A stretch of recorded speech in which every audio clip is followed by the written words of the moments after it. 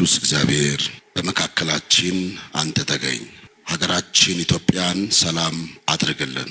ተመካክረን ጸልየን ተሳስበን መልካም ሐሳብ ተጋርተን መውጣት እንድንችል እንድትረዳን ቀኑን ላንተ አሳልፈን እንሰጣለን። ለፍቅር፣ ለአንድነት፣ ለሰላም መቆም እንድንችል በአንተ ላይ ያለንን ህብረት እንድታጠናክርልን እንለምንሃለን።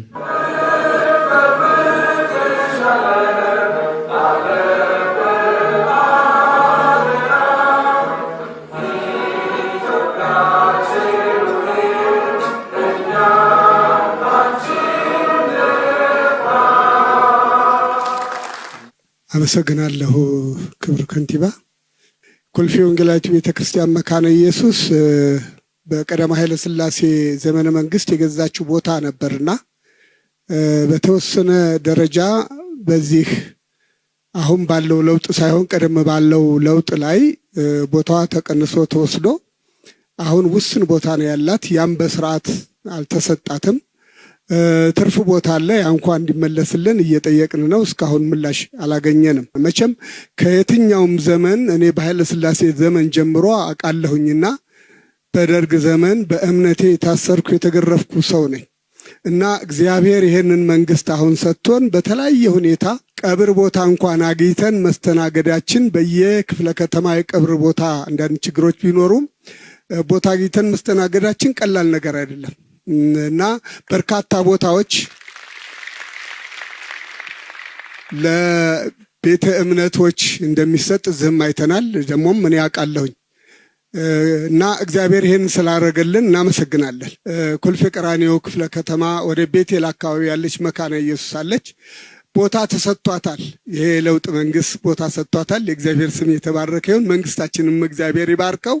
ነገር ግን አንዳንድ ችግሮች አሉ፣ ያላለቁ ችግሮች አሉባትና እንዲህ አይነት ችግሮች ትኩረት ተሰጥቷቸው ምላሽ ቢሰጡላለሁኝ። ከመልካም አስተዳደር አኳያ ወረዳ ላይ የተቀመጡ ሰዎች በትክክል ሊፈተሹ ይገባል።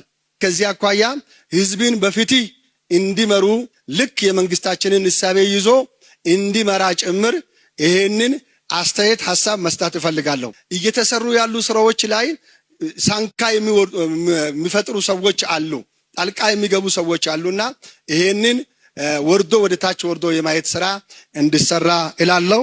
ቅድም እንደተነሳው በተለይ እንደ ችግሮች አድርገን የምናቀርበው በክብርት ከንቲባ የሚመራ ካቢኔ የመጨረሻ የስልጣን አካል መሬትን ለማህበረሰቡ ጥቅም ይሆን ዘንድ አካባቢ ላይ ወረዳ 6 ላይ ቀጠና 3 ላይ ኮልፌ ቀራኒዮ ማለት ነው ለቃለ ሕይወት ቤተክርስቲያን የተሰጠ ቦታ ከሁሉም ነፃ ሆኖ ምንም ነገር እንደሌለ ታውቆ ለጠኒን ቦታ ለልኬት ሲመጣ የተለያዩ አባሪዎች አብረው 3 ዓመታችን ነው 2015 የካቲት 29 የተቀመጠው የካቢኔ ጉባኤ ወስኖ የሰጠውን ቦታ እስካሁን ድረስ በእንግልት ውስጥ ነው ያለነው። ይሄ የሚፈታበት መንገድ እንዲኖር ነው።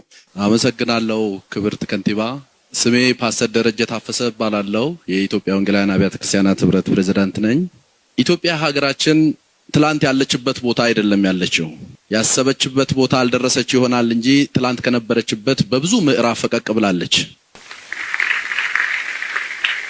ወደ ከተማችን ወደ አዲስ አበባ ስንመለስ አዲስ አበባ ለምታጓጓና ብዙ የጎረቤት ሀገሮች የዓለም ሀገሮች መተው ሊያዩዋት የሚናፍቋት እንዲሁም ደግሞ ውጪ ሀገር የሚኖሩ ኢትዮጵያውያን መተው ሊኖሩባት ሊጎበኟት ቶሎ ሊመላለሱባት የሚናፍቋት አይነት ከተማ ሆናልናለች። አዲስ አበባ እንደ ስሟ ሆናለች፣ አብባለች። ይህንንም ማየት የቻልነው በእኛ ዘመን ልጆቻችን ያዩታል ያልነውን በእኛ ዘመን ሆኖ ስላየነው በጣም ልናመሰግን የእርሶን አመራርና የሚሰጡትንም ደግሞ ዳይሬክሽን ተከትለው የሚሰሩትን የእርሶን ካቢኔ ስታፎችን ልናመሰግን እንወዳለን። እኛ ወንጌላውያን በጣም እናመሰግናለን። በዚሁ አጋጣሚ ሌብነትንም እየተበቀላችሁ እንዳለ ማሳያ ሆኖ የሚወሰድ ይሆናል። ምክንያቱም ሌብነት ቢኖር ኖሮ ከተማ እንደዚህ ሊያምር የሚችል ከተማ ሊገነባ የሚችልበት ተቋማት ሊገነቡ የሚችሉበት እድል አይኖርም ነበር። ስለዚህ በዚህም አቅጣጫ የምትመሰገኑ አመራሮች ስላላችሁን እናመሰግናችኋለን። ከተማይቱ ደህንነቷ የተረጋገጠም ሆኖልናል። ይሄንን በጣም እንገነዘባለን። መቼም እግዚአብሔር ረድቶን የተለያዩ አካባቢዎች ሀገሮች እንሄዳለንና አደጉ የሚባሉ ትልልቅ ናቸው የሚባሉ በሴኩሪቲያቸው ሰልጥነዋል የሚባሉ ሀገሮች በደህንነት ረገድ በጣም እየተፈተኑ ያሉበት ሰዓት ነው። አንዳንድ ወዳጆቻችን አዲስ አበባ መጥተው ለመኖር አፓርታማ ገዝተው የመኖሪያ ፈቃድ ቢኖር ብንኖር ደስ ይለናል ብለው የሚያናግሩን አሉ። ትላንትና እንደነበረው አይደለም። የከተማይቱ ደህንነት የዜጎች በሰላም ወጥተው የሚገቡበት ሁኔታ እንደ ትላንትናው አይደለም። ያሰብንበት ቦታ አልደረስን ይሆናል እንጂ በጣም የሚያረካ የደህንነት ስራም ሰርታችኋልና በዚህ በጣም ልናመሰግናችሁ እንወዳለን። በዚሁ ይቀጥላልሁኝ። በተለይ ለወንጌላውያን አብያተ ክርስቲያናት የተሰጡ የማምለኪያ የጽህፈት ቤት መስሪያ ይዞታዎችን በተመለከተ ሳናመሰግን ካለፍን በጣም ንፉግ እንሆናለን። ከዚህ በፊት ወንጌላውያን ማህበረሰብ የራሳቸው ይዞታ ሊኖራቸው ይቅርና ተከራይተው በሚያመልኩበት ቦታ እንኳን በነጻነት ለማምለክ የምንቸገርበት ሁኔታ የቅርብ ጊዜ ትውስታችን ነው። ያ ሁሉ አልፎ በነጻነት ማምለካችን እንደተጠበቀ ሆኖ እንዲሁም ደግሞ የራሳችን የቤተ እምነቶች ይዞታ በስማችን እንዲኖረን የምታደርጉት ተጋድሎ በእኛ ፊት የሚናቅ አይደለም፣ ትልቅ ስፍራ የምንሰጠው ነው። በጣም እናመሰግናለን። በዛም ረገድ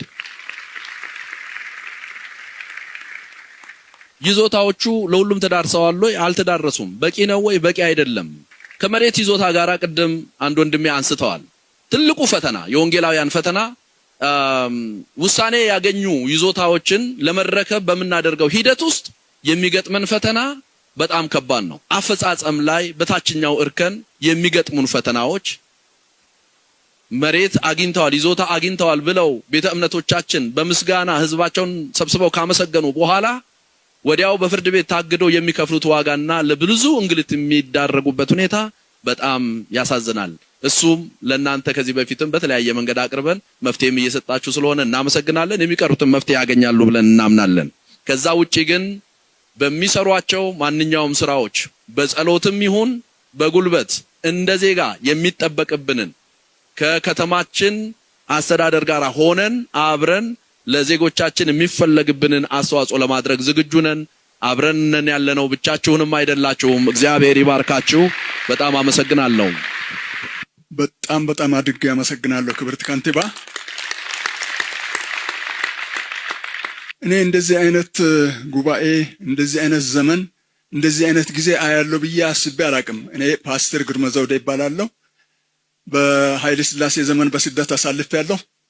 በደርግ ዘመን ተሰቅዬ ተገርፌያለሁ። የውስጥ እግሬ እንደገና አዲስ ቆዳ ነው ያበቀለው። በእስር ቤቶች ውስጥ ብዙ ጊዜ አሳልፌያለሁ። ይሄን እምነት እስከመቼ ነው የምትከተለው ሲባል ጌታዬ እስኪመጣ ወይም እኔ እስኪሄድ ድረስ ነው ብዬ ቆራጥ አቋም ወስጄ ኖሬያለሁ። ቅናቱ አለኝ፣ ቁጭት አለኝ። የእግዚአብሔር ስም በኢትዮጵያ ምድር ላይ እንድነገር እፈልጋለሁ። ሰው በቅንነትና በእውነት አገሩን እንዲያገለግል እፈልጋለሁ። አሜሪካን ሀገር የዛሬ 7 ዓመት ነው እንደዛ ሄጄ ነበርና ሳን ፍራንሲስኮ መንገድ ላይ ስንሄድ ልጄ ነበረች መኪና የምትነዳው። ይሄን መንገድ እንደው መቼ ነው ኢትዮጵያ ውስጥ የምጭነው እያልኩ ልክ ጭኜ እንደሚመጣ አይነት እያሰብኩ ነበር። ዛሬ ግን አዲስ አበባ ውስጥ መንገዱን አየሁት። ምክንያቱም ያየሁት ነገር ያንን ነበርና የሚያሳየው። ቅድም እንደተባለው ተቃዋሚዎችም ቢቃወሙ የማይገባቸው ሰዎችም ምንም ብሉ፣ እግዚአብሔር ግን ኢትዮጵያን ጠብቋት በእናንተም እጅ አዲስ አበባ ሆና እያየን ስላለ እግዚአብሔር ስም የተመሰገነ ይሁን። ኢትዮጵያ ያለችበት የነበረችበት ታላቅ መንግስት የነበረች ገንዘብ ትሰራ የነበረች ሀገር ነች ኢትዮጵያ። ኤድዋርድ ጊቦን የተባለ ሮማዊ ታሪክ ጸሐፊ ስለ ሮማ ወዳደቅ በተለይ ሲጽፍ ምንድነው ያለው? The decline and fall of the Roman Empire በሚል መጽሐፉ ላይ ኢትዮጵያ በውጭ ጠላቶችና በውስጥ ቦርባሪዎች ወድቃ ዓለምን ተለይታ ዓለምም ኢትዮጵያን ረስቶ ለ1000 ዓመት አንቀላፋች ይላል። ዛሬ ግን ተነስታለች። አላንቀላፋችም። አሁን የሚቀሰቅሱ ሰዎችም አሉ። እግዚአብሔርም ከኢትዮጵያ ጋር ነው። ኢትዮጵያ እጆቿን ወደ እግዚአብሔር ትዘረጋለች። ዛሬ እነዚህን ሰዎች እግዚአብሔር ሰጥቶን በዚህ አደባባይ በእንዲህ አይነት ሁኔታ መቀመጥ ለኔ ትልቅ እድል ነው። ዳግም እንደተወለድኩ ነው የሚቆጥረው።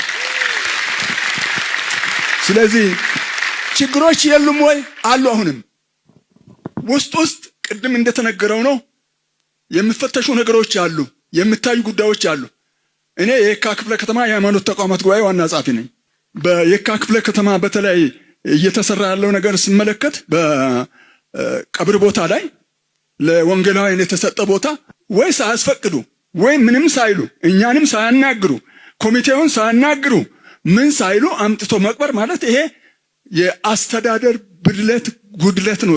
ትልቅ ችግር ነው። ተጠይቀን ቢሆን እኛ መቃብር አጥተን ብዙ መከራ ያየን ሰዎች ነን። ማንም ቢቀበር ችግር የለብንም። ግን ማስፈቀድ፣ ማሳወቅ፣ አቅጣጫ ማሳየትና በእንዲህ አይነት ሁኔታ እዚህ ይቀበሩ ቢባል እኛ አፈር ነህና ወደ አፈር ትመለሳለህ የሚለውን አይቀበር እንላለን። እንደ ድሮ አናደርገውም። ስለዚህ ይሄንንም ቢፈተሽ፣ ስለዚህ ወደፊትም ደግሞ በሚሰራው ስራ እግዚአብሔር በእውነት እየረዳችሁ ስላለ ከጠቅላይ ሚኒስትሩ ጀምሮ የሚሰጠው ስራ እየተሰራ ያለው በቅንነትና በእውነት እያደረጋችሁ ስላላችሁ ነገር እግዚአብሔርን እጅግ አድርገን እናመሰግናለን። በእውነት ትልቅ ነገር እግዚአብሔር ይሰራል። አሁንም በጎና መልካሙን እግዚአብሔር ያደርግላችሁ። ዘራችሁ ይባረክ። እግዚአብሔር ስራችሁንም ይባርክ። አመሰግናለሁ። ፓስተር ላከው በዳሶ እባላለሁ ከኢትዮጵያ ሙሉ ወንጌል አማኞች ቤተክርስቲያን። እኔም እንደሌሎች ቀደሙ ወገኖቻችን ጥያቄ አለ። የተሰጣው የመራት ምላሽ ቀላል አይደለም። ነገር ግን ያለብን ችግር ከፍተኛ የሆነባቸው ቦታዎች አለ። ለምሳሌ አሁን አያት 49 አካባቢ አንድ አምልኮ ቦታ አለን። እዛ ቦታ ላይ 2 ጊዜ ነው የሚያመልኩት፣ ተከራይተን ነው። ሌላው አብዛኛውን በግዢ ነው የምንጠቀመው። በግዢ የገኘናቸውን ቦታዎች በቤተ እምነት ስም ማዛወር አትችሉም ይባላል። ስለ መለኮት ኮሌጃችን አለ። ከ8000 በላይ አገልጋዮች ነው ያሉን። እነዚህን 8000 አገልጋዮቻችን ከየአገሪቱ ሰብስበን የምናሰለጥንበት የትምህርት ተቋማችን የስለ መለኮት ኮሌጃችን የሆነች ኩሽና ውስጥ የሚቀመጥ ነው። ለከተማውንም የሚመጥን አገሪቱንም የሚመጥን ስራ ለማስራ ህንጻ ለማገባት በቂ ቦታ የለንም። እነዚህም ነገሮች እንደው ትኩረት ተደርገው ቢታዩን። እንደ ኢትዮጵያ ካቶሊካዊት ቤተክርስቲያን በዚህ ሀገር ከ100 ዓመት በላይ በትምህርት ዙሪያ ላይ በጤና ዙሪያ ላይ ሰፋ ያለ ስራ ትሰራለች።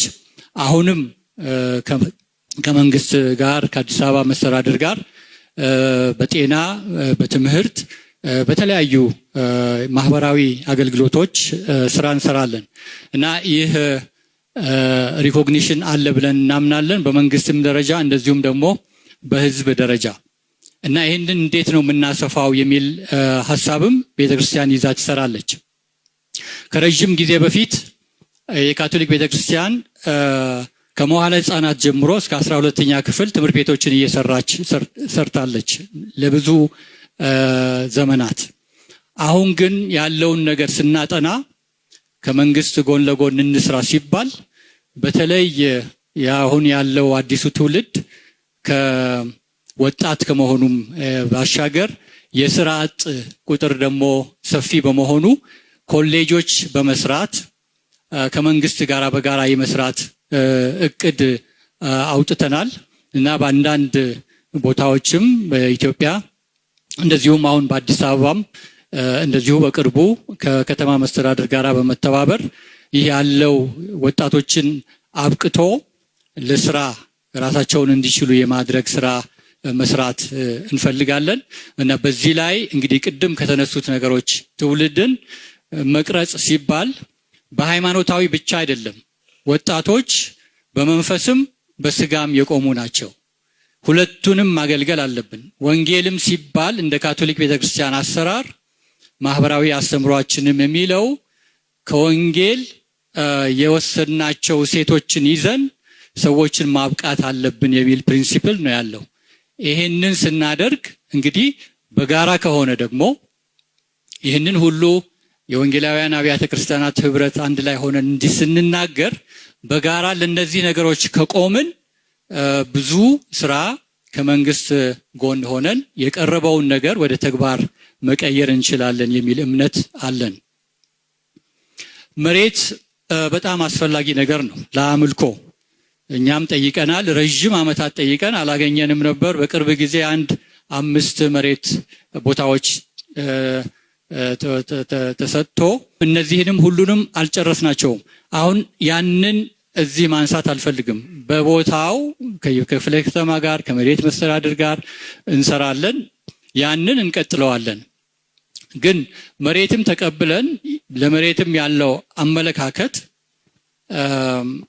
ይሄ መሬት የህዝብ ነው ወይ ደግሞ ለህዝብ እናገለግላለን ብለን ካልን ሃይማኖታዊ ብቻ ሳይሆን እንደ ካቶሊክ ቤተክርስቲያን አሰራር ቅድምም ከተነሳው የህንጸት ስራ ወጣቶችን ከማብቃት አንፃር ትውልድን ከመቅረጽ አንፃር ካየነው ይሄም የተሰጠው ሪሶርስ ለዛው መልሶ ለህዝብ ማምጣት አለብን የሚል ፕሪንሲፕል ነው ያለን።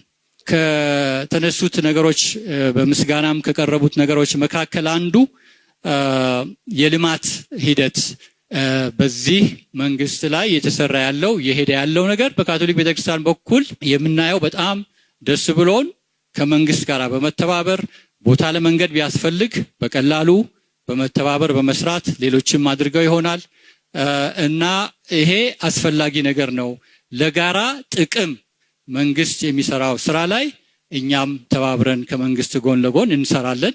ይሄ የካቶሊክ ቤተክርስቲያንን ፕሪንሲፕል ነው። ይሄ ብቻ ሳይሆን መስራት ሲባል ምንድነው ስንል የመስራት ባህልም ዳብሯል። ይሄ አንዱ ልናመሰግንበት የሚገባን ነገር ነው።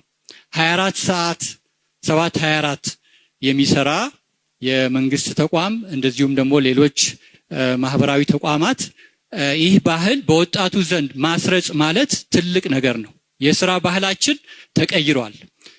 ይሄ አሁን ወደ ኋላ ሊሄድ በፍጹም አይችልም። ትልቁ የአፍሪካ የኢትዮጵያም ችግር የነበረው ኮንቲኒዩቲ ያለመኖር ችግር ነው። በአዲስ አበባም አሁን የሚሰራው ነገር አንድ ስራ ከተጀመረ እስኪያልቅ ድረስ መከታተል ማለት ይሄ ትልቅ ባህል ነው። ስለዚህ የኮንቲኒዩቲ ባህል መኖሩ ትልቅ ነገር ነው። በመንግስትና በሃይማኖት መካከል ልዩነት አለ የሚል መስመር አለ። መንግስት እንዲህ ነው፣ ሃይማኖት ሌላ ነው የሚል በዚህ ስፍራ ላይ ደግሞ አብሮ መስራት የሚል ነገር ደግሞ እዛው ተገልጿል። ስለዚህ አብሮ የሚሰራው የቱ ነው? ቀዩ መስመር የቱ ነው? በአብሮ ሰራተኝነት ውስጥ ልማት ላይ ሰላም ላይ ምናምን የሚሉ ሐሳቦች በግልጥ ተቀምጠዋል። የምንናገረው ጥቅላዊ የሃይማኖት ሐሳብ ነው ወይስ ድርጅቶቹን ነው? ሃይማኖታዊ ድርጅቶቹን ነው ትኩረት ያደረጋችሁት? ሃይማኖታዊ ድርጅቶቹ ከሆኑ እንዴት ነው ከነሱ ጋር ተናባችሁ የምትሰሩት? ይሄ ግልጥ መሆን አለበት። ለምን እዚህ ሀገር ላይ ያለ አንድ ነገር ምንድነው? ፍረጃ ነው። ፍረጃ ምንድነው? ለሀገር የሚጠቅም አስተያየት አንድ ሰው ተነስቶ ከተናገረ ፖለቲከኛ ነው ይባላል። ስለዚህ ሃይማኖት መሪው ፖለቲከኛ እንዳይባል ይፈራል። አቅሙን እንኳን ገልጦ መናገር አይችልም፣ መስመሩ ስለማይታወቅ የሚሰጣቸው አስተያየቶች ከፖለቲካ ፍረጃ ስለሚነሱ ማለት ነው። ስለዚህ መስመሩ በግልጥ ቢታወቅ። ሁለተኛ በጣም ጥሩ ነገር ይሄንን መንግስት ሳላመሰግን የማላልፈው ያለፍንበትን ታሪክ እዛ ጋር ያለው አባቴ እንደው ወደ ኋላ ሄደው ነካ አድርገውታል። ነገር ግን ኢትዮጵያዊነትን እውቅና ሰጥቶናል። ለዚህ ነገር ልናመሰግን ይገባናል። እኛ ኢትዮጵያውያን ነን። ኢትዮጵያ የምትባለው ሀገር ደግሞ ትመለከተናለች። በሰራዊት ቢሆን፣ በአመራር ደረጃ ቢሆን፣ በኢኮኖሚው ቢሆን፣ በሁሉ። ለምን ሃይማኖት ቤት ማለት ማህበረሰቡ ሊያመልክ የሚመጣበት ማለት ነው እንጂ ሌላ ስብስብ ሌላ ማህበረሰብ ማለት አይደለም። ወንጌል አማኝ የሆነ የተለየ አንድ ግሩፕ አይደለም። ከሆነ ቦታ ተጭነን አልመጣንም። እኛ እዚህ ሀገር ላይ የኖርን የበቀል እምነታችንም በዚህ ሀገር ላይ የተመሰረተ ነው። ለኢትዮጵያ ለውጥም ለኢትዮጵያ መነሳትም ከመንፈስ ጀምሮ እስከ አካል ድረስ እየሰራን ያለነው በመስራትም ላይ ነው ያለነው። ስለዚህ እዚህ ላይ የተቀመጠው የአገር ባለቤትነት በቀላል የሚታይ አይደለም። ነገር ግን ወደ ታች በመዋቅር መውረድ አለበት። ወደ ታች በመዋቅር ካልወረደ ሐሳብ ተንጠልጥሎ ይቀራል ማለት ነው። እላይ የሚታይ ጽሁፍ የሚያምር ብቻ ሆኖ ይቀራል። እናንተ ጋር አሁን ያለው አመራር እንደምንሰማው 16 ሰዓት ይሰራል። ይሄንን ወደ ባህል ሆኖ እታች ካልወረደ አገር እንዴት ይቀየራል? እናንተ 16 ሰዓት አንድ ፕሮጀክት ጀምራችሁ እስክጨርሱ ይሄ የቦሌ መንገድ የመድኃኔዓለም መንገድ እኔ አይቼዋለሁኝ። በየቀኑ ክቡር ከንቲባ እየተመላለሱ ሲያዩ ሲጎበኙ ሲሰራ ይሄ ትጋት ሱቅ ያለው ልጅ ላይ ገበሬው ላይ የሆነ ቦታ ላይ ካልገባ አገር እንዴት ይለማል? መጽሐፍ እንኳን የሚለው የሰው ሀብቱ ትጋቱ ነው የሚለው። ስለዚህ ይሄን ትጋት ወረዳ ላይ ያሉት ላይ ለምን አይወርድም?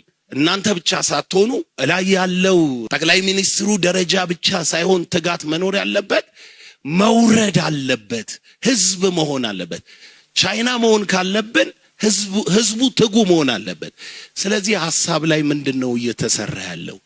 ሚዲያው እኮ ኢንተርቴይንመንት ሆነ እኮ።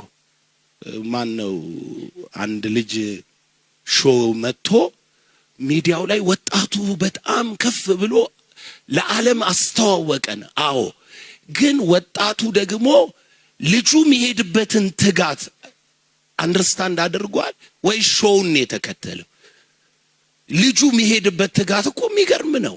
የሚያረጋቸው ነገሮች፣ የሚሰራቸው ነገሮች ትጋቱ ነው እዚህ ጋር ያመጣው። የኛን ህዝብ የምንለውጠው በትምህርት ከሆነ ትምህርቱ ይሰጣል ወይ? ቲቪ ምንድነው የምታስተላልፉት? ስለ ትጋት ፕሮግራም አለ ወይ?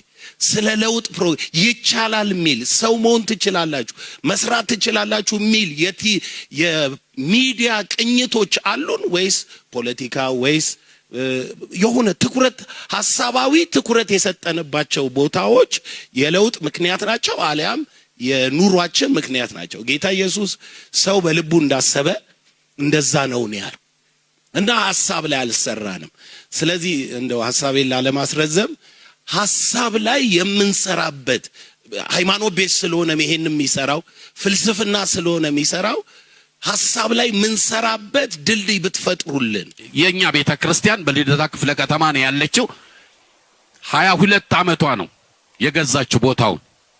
ከግለሰብ ነው የተገዛው። መጀመሪያ ሲገዛ እነሆ ማዘጋጃ መጣን በ19ኛው ባለፈው መንግስት በፊተኛው በኢህአዴግ መንግስት መጣንና ዋናው ቦታ ስንገባ እነሆ ምንድነው ጉዳያቸው እንዲህ ብለን ስንላቸው አይ ለከሌስ ይሄድ ይላቸዋለሁ። ከዛ በኋላ ሲያይልን ጉዳያችንን የናንተ ጉዳይ እኮ ይሄ ምንድነው ከላይ የሚለው የኢትዮጵያ ህይወት ብርሃን ንብረት ነው፣ ነገር ግን ታች ላንድ ዩዙ ላይ የሚናገረው መኖሪያ ቤት ነው የሚለው ይሄ ነው ብለን ይሄ እኮ የኛ ችግር ነው የናንተ አይደለም ብሎ አላቸው። ሄደና ሲነግረው ነው አሁን እነሱን ማየት አልፈልግም ውጡልኛለን። አሁንም ቢሆን ከቀበሌ እስከ ክፍለ ከተማ ከክፍለ ከተማ እስከ መገናኛ እስካለው መሬት አስተዳደር እንደገና ከዛ ደግሞ እስከ መዘጋጃ ድረስ መተን በካውንስሉም እንደገና ደግሞ በአዲስ አበባ ሃይማኖት ተቋም የተጻፈልን ደብዳቤ ሰሚ አተና።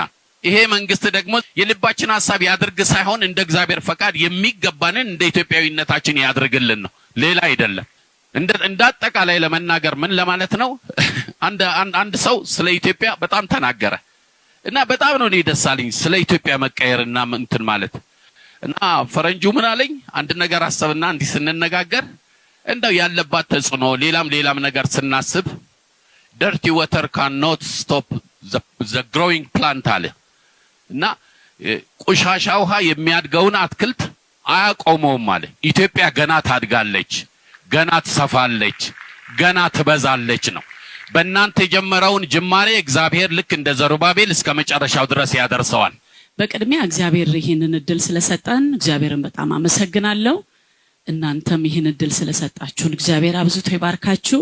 በዚህ በአገራችን ላይ ስላለው ለውጥ እጅግ ሳላመሰግን አላልፍም። እግዚአብሔርን እጅግ አመሰግናለሁ።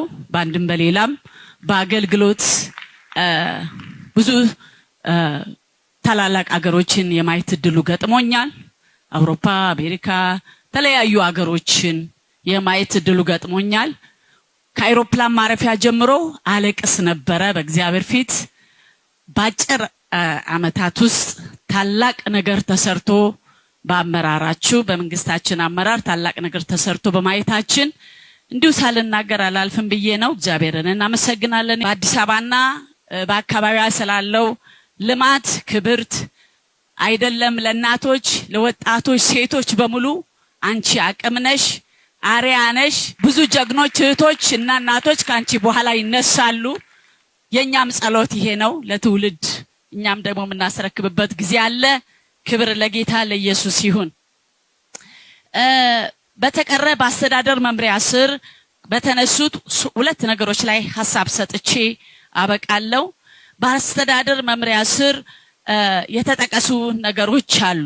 ይሄም አንደኛ የመልካም አስተዳደር አድሎ ባለማድረግ፣ የሃይማኖት ተቋማትን በእኩልነት በተለይ ደግሞ በሴኩላሪዝም ውስጥ መንግስት ለሃይማኖት ተቋማት ያለው ቁርጠኝነት ያለው ተነሳሽነት ያለ አድሎ ሃይማኖት ተቋማትን ለማስተዳደር ወይ ለመምራት ያለው እንደ እቅድ የተቀመጠው እያየን ያለ ነገርም ትልቅ ነገር ነው።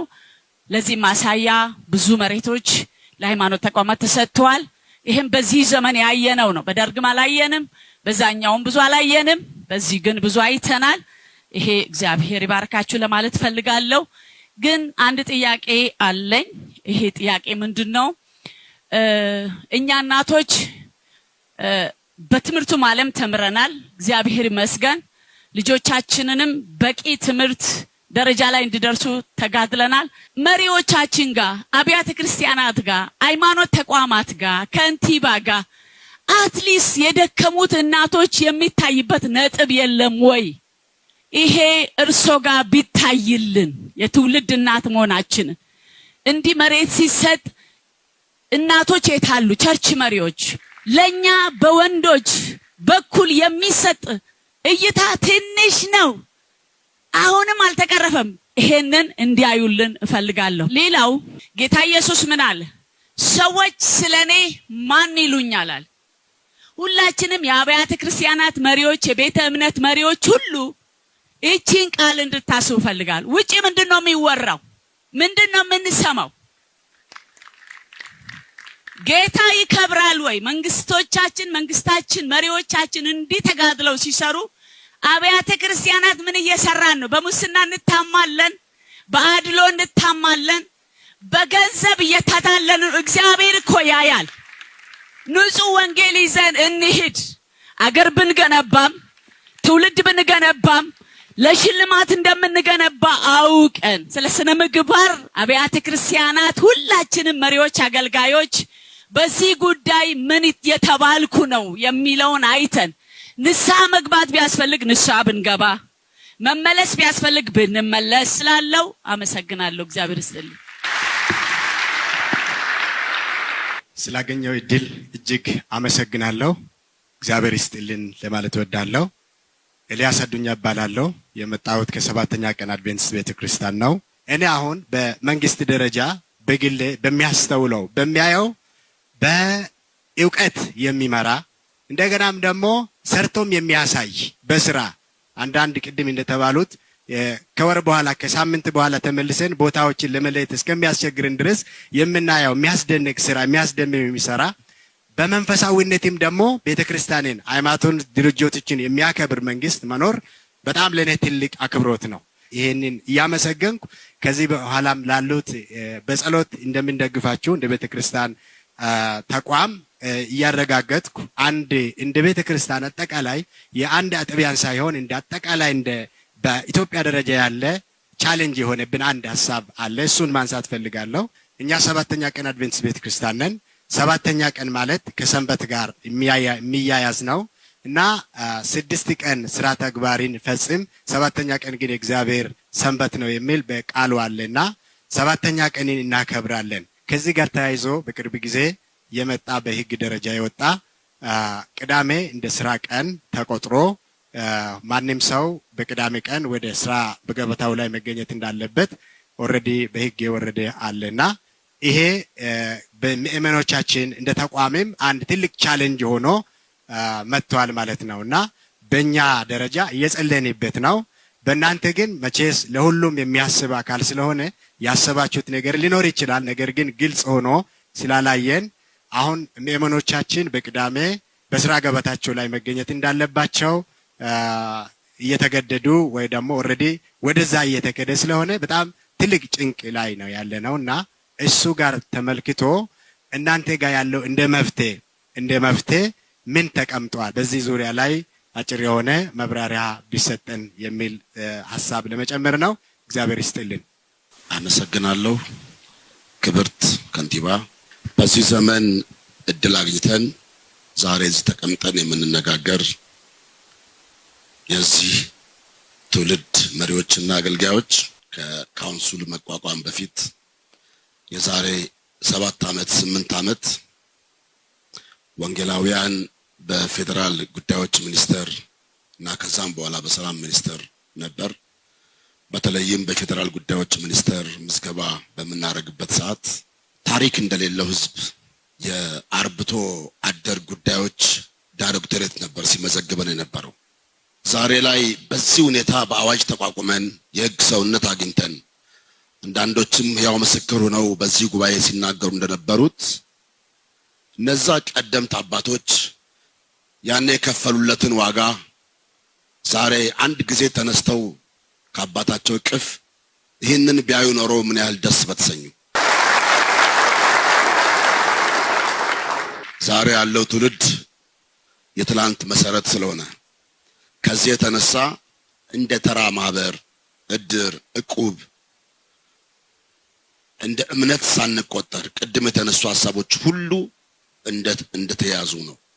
እንደ እምነት ሳንቆጠር ከነበርንበት ዛሬ በአዋጅ ቁጥር 1208 በአዋጅ ተቋቁመን ከ35 ሚሊዮን በላይ የሚቆጠረው የወንጌል አማኝ ከመንፈሳዊ ስራዎቻችን ባሻገር ከመንግስት ጋር ጎን ለጎን በመሆን በማህበረሰብ ልማት ዘርፍ ሁለንተናዊ የሆነውን ተግባር ያከናወን እንገኛለንና ለዚህ ሁሉ ክብርን ለእግዚአብሔር እንሰጣለን። የተነሱ የፍትህና የመልካም አስተዳደር ችግሮች አሉ። እነዚህን ችግሮች ለመፍታት ከክብርት ከንቲባችን ጀምሮ የከተማ መስተዳድሩ ሰፊ ጥረት ሲያደርግ እንደቆየ እናውቃለን። አሁንም ጥረት እያደረገን ያለው እዚህ የቀረቡ ጥያቄዎችንም ያልተነሱትንም በጽሁፍም በአካልም ተገኝተን አቅርበናል። የከተማ አስተዳደሩ የፈታቸው በርካታ ችግሮች አሉ። ለዛ ምስጋናችንን እናቀርባለን።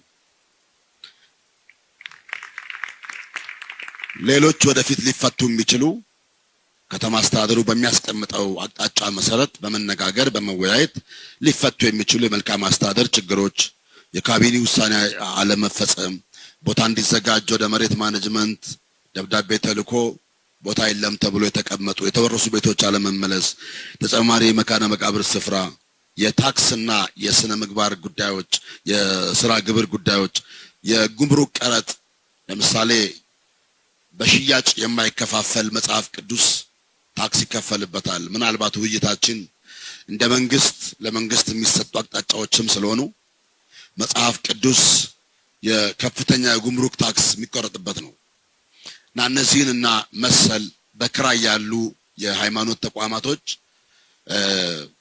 አዲስ በወጣው ህግ መሰረት የተሻለ ቤት ቦታ እስኪያገኙ ድረስ ቢጠበቁ በአስቸኳይ ለቀቁ የሚባሉበት ሁኔታ ስላለ ፍርድ ቤቶች የክስ ሲመሰረት የሃይማኖት ተቋማቶች እንዲዘጉ እንዲታገዱ መመሪያ ይሰጣሉ።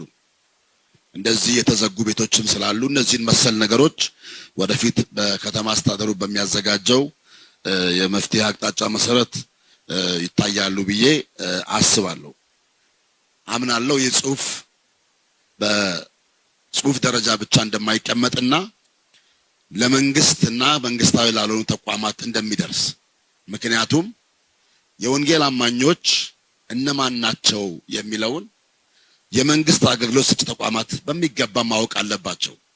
ቅድም የተነሱ ሐሳቦችን ሁሉ ጨምሮ ከ130 ዓመት በላይ ታሪክ በኢትዮጵያ ውስጥ ያለን በተለይም በጤና፣ በትምህርት፣ በመልሶ ማቋቋምና በገጽታ ግንባታ ስራ ላይ በሀገር አቀፍና በዓለም አቀፍ ደረጃ ዘርፈ ብዙ ፋይዳ ያላቸው ስራዎችን የሚሰራ ማህበረሰብ እንደሆነ ሌላም በጽሁፉ እንደተጠቀሰው በኢትዮጵያ ሀገረ መንግስት ግንባታ ላይ የታሪክ ባለቤት መሆናችን በዚህ ልክ መቀመጡን ምስጋናም እያቀረብኩ ያልተካተቱ ነገሮች ቢካተቱ ተካተው ለሚመለከታቸው መንግስታዊና መንግስታዊ ያልሆኑ ተቋማት ቢደርስ መልካም ነው እላለሁ። የለውጡ መንግስት በአዋጅ ከማቋቋም ባሻገር አሁን እዚህ በዝርዝር ልንገልጻቸው የማንችላቸውን በጣም በርካታ ጥያቄዎቻችንን መልሶልናል። በወንጌል አማኞች ስም ምስጋና አለኝ። በካውንስሉ ቦርድ ስምም ምስጋናዬን አቀርባለሁ።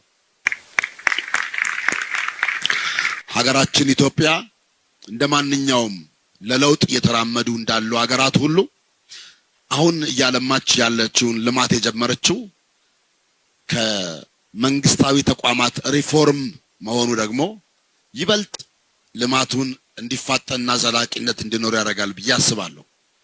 የኮሪደር ልማት በውጭ የሚታይ ነው። በመንግስት ተቋም ውስጥ እየተሰጡ ያሉ ቅድም የተባሉ ጥቂት ነገሮች እንዳሉ ሆነው በጣም እጅግ ሊመሰገኑ የሚገቡ የሪፎርም ስራዎች ተሰርተዋል። በአንዳንድ ክፍለ ከተማዎችም ዙረን ተመልክተናል።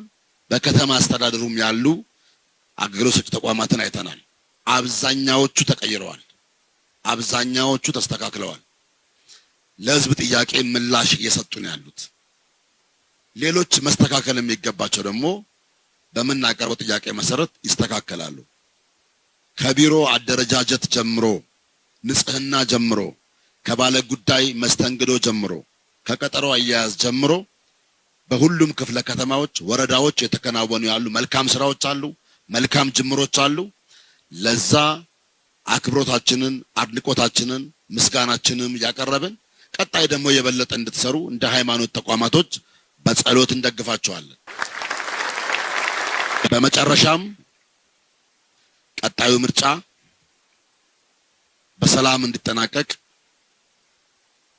ህዝቡ እንደ ዜጋ ወጥቶ መምረጥ የሚገባውን ድምጹን እንዲሰጥ እንደ ተቋም እንደ ወንጌል አማኞች አስቀድመን የምንጸልይ ደግሞም ልማቱ እንዲቀጥል አስፈላጊውን ድጋፍ ሁሉ የምናደርግ መሆኑን በዚሁ አጋጣሚ መናገር እወዳለሁ። አመሰግናለሁ። የእምነት ተቋማትም በወንጌላውያንም ይሁን በኦርቶዶክስም ይሁን በሙስሊሙም ማህበረሰብም ይሁን መንግስት ለሀገረ መንግስት ግንባታ እነዚህ እምነት ተቋማት ያላቸውን አስተዋጽኦ እውቅና መስጠት ብቻ ሳይሆን በድፍረት በሰነድ ደረጃ ምን ሚና እንደነበራቸው ያስቀመጠ ነው። ይሄን ሁሉም የእምነቱ ባለቤቶች ልንገነዘበው ልንረዳው ይገባል። እያንዳንዱ እምነት ተቋም ለሀገረ መንግስት ግንባታ የነበረውን ሚና ተረድቶ ለቀጣይ ደግሞ የሀገረ መንግስት ግንባታ በአንድ ጊዜ የሚቆም ስላልሆነ የራሱን አበርክቶ እና የራሱን አስተዋጽኦ እንዲያበረክት የሚያደርግ አቅጣጫዎችን መከተል ስለሚያስፈልግ ነው ውይይት እያደረግን ያለ ነው። እንደ ከተማ አስተዳደር የተነጠለ ማህበረሰብ የለንም። የመጣው ልማትም እዚህ ባላችሁ የእምነቱ ባለቤቶች መላው የአዲስ አበባ ከተማ ነዋሪ በጋራ የመጣ ለውጥ ነው። የአዲስ አበባን ልማት ስናነሳ ከመንግስት በአንድ እጅ ብቻ የመጣ ለውጥ አይደለም። መንግስት የመሪነቱን ሚና ቢወጣም በነዋሪው ግብር ከፋይነት፣ በማህበረሰቡ እውቀት፣ ድጋፍ፣ አብሮ የመስራት ባህል የመጣ ለውጥ መሆኑን እኛም በዚህ ደረጃ እውቅና እንሰጣለን። ስለዚህ እናንተም የልማቱ አካል ናችሁ። የመጣውን ልማትም አድናቆት ሰጥታችኋል። ትክክልም ነው። በእርግጥም እምነታችን ገና የተጀመረው ስራ ብዙ ጥረትን ይጠይቃል። ከዚህ በላይ መስራት እንዳለብን ያመላክታል። ከተማ አስተዳደራችን ኢኩዊቲን መጠበቅ ያስፈልጋል። ሁሉንም እምነቶች እንደ አቅማቸው፣ እንደ ብዛታቸው፣ እንደ ልካቸው ሊሆኑ የሚችሎችን አገልግሎት ገለልተኛ ሆነን መስጠት አለብን የሚል አቅጣጫ ተከትለን ነው የምንሰራው።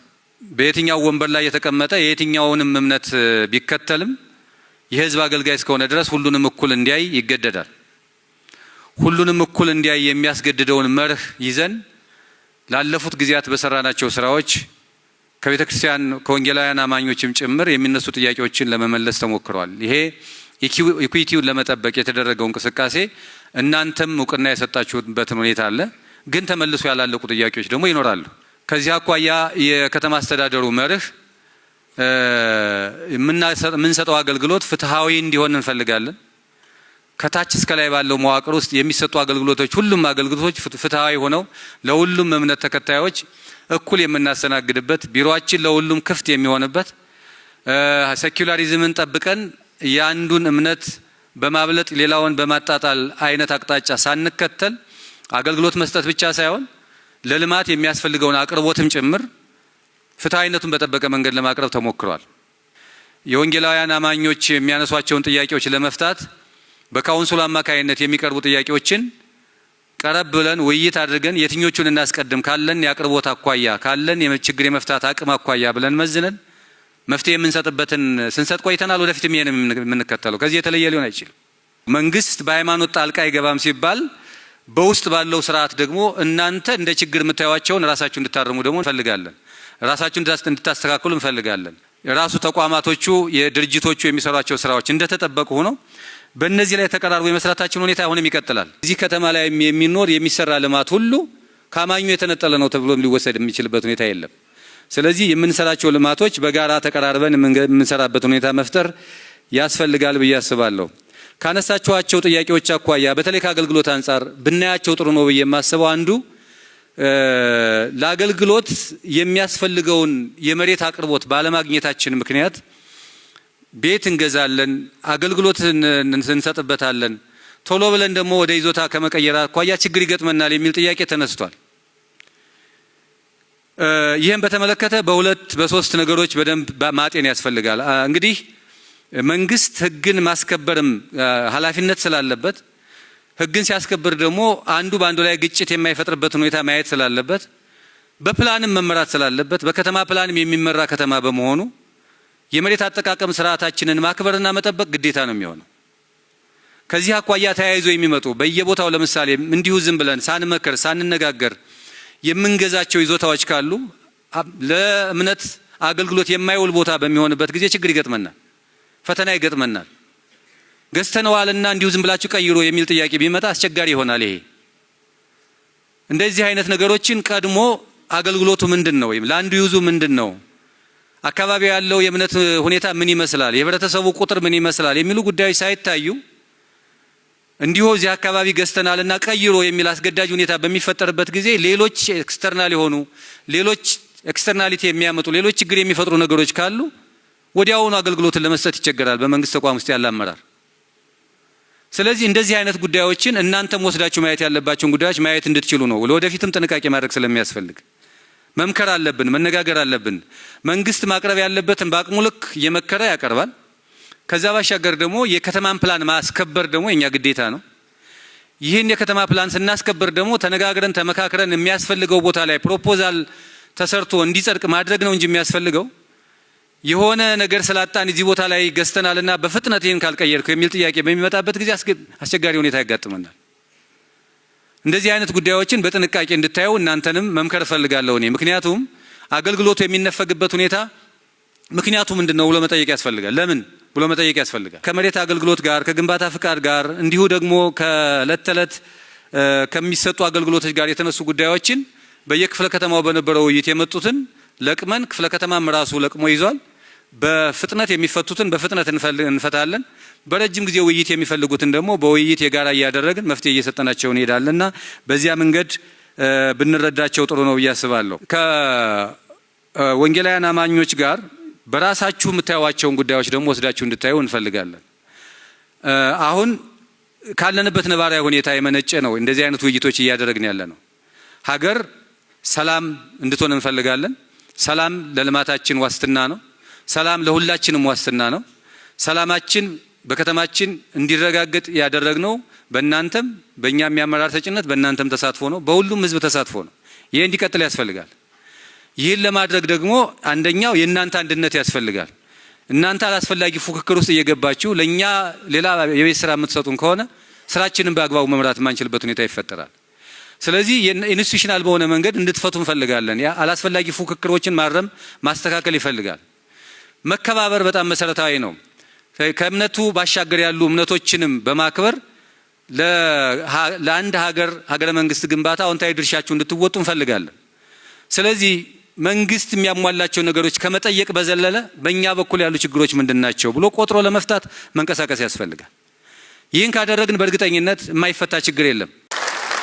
የመጀመሪያውና ትልቁ ዓላማ ተገቢ ያልሆኑ ብዥታዎችን ማስወገድ ነው። ይሄ መሰረታዊ ጉዳይ ነው። ሌሎቹን ጥያቄዎች ለመመለስ መሰረታዊ ጉዳይ ላይ መግባባት በጣም ያስፈልጋል። የሃይማኖት ተቋማትን አሁን ያለው የመደመር መንግስት እንዴት ነው የሚመለከተው? የሚመለከተበት መነጽርና እሳቤ ምን ይመስላል የሚለው ላይ እኩል ሁሉም የያዘው አይመስለንም። እዛም እዚህም ከሚያጋጥሙን ክፍተቶች እና አንዳንድ ሁነቶችና ሁኔታዎች ስንነሳ ግልጽነት ያስፈልጋል የሚል ነው። ይሄ ደግሞ ለወንጌል አማኞች ብቻ ሳይሆን ለኢትዮጵያ ኦርቶዶክስ ቤተክርስቲያንም ለሙስሊሙም ለወንጌል አማኞችም የተዘጋጀ ነው። ከታች ጀምረን በርከት ያለ ሰው ይሳተፍበት ዘንድ መድረኮች እያዘጋጀን መተናል። ዛሬም እዚህ መድረክ ላይ እንዳየነው ይሄም በቂ እንዳልሆነ ከዚህ በላይ መወያየት እንዳለብን የመወያየት ፍላጎቱም እንዳለ የሚያሳይ ነውና ዋናው ዓላማ ይሄ ነው።